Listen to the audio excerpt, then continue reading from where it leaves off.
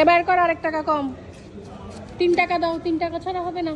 সবাই 3 টাকা বের করো। 500 টাকা দিছি তো। না তুমি 500 টাকা, 200 টাকা তুমি 3 টাকা নিয়েছো। 3 টাকা দাও। দিচ্ছি দাঁড়াও। হইছে তোরা লাগবে না। দেখি ওয়েট 2 3 4 5 6 7 1 টাকা বেশি দিছস তো। না হবে না। কেন তুমি 1 টাকা ফেরত নিবা? এদিকে দাও। আমি 4 টাকা দিচ্ছি। আমি 4 টাকা দিচ্ছিস না, না? আমি 4 টাকা দিচ্ছি। দিতে বল, দিবি কি না বল। 4 টাকা দিবি কি না বল। এখন দে, এখন দে, দে এখন দে, দে তুই রাখ, তুই রাখ।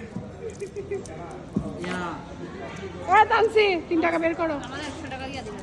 তোমাকে আমি 100 টাকা পরে দিব, তুমি আগে 3 টাকা বের করো।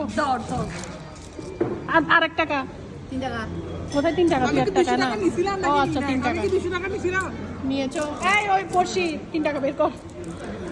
3 টাকা পই পই করে আদায় করতে হবে। 3 টাকা হিসাব দিতে হবে। বের করো।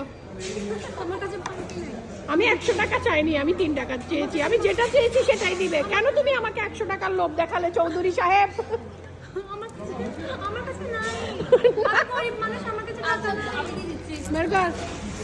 দে বগুলো দে না। বাহুবলী না নাক টিপি দে। 5 টাকাগুলো দে।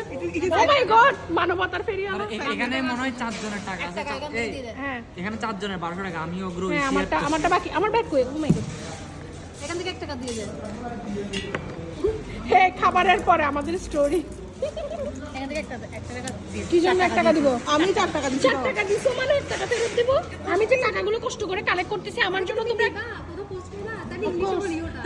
আমি বলবো কি বলবা? মানে ভয়েস কভার দেওয়ার সময় ওটা ইংলিশে। ভয়েস এটাই থাকবে, র ভয়েসটাই হ্যাঁ, থাকবে। 50 টাকা দিবি কিনা বল। বাবা, আমি নিয়ে যাবো।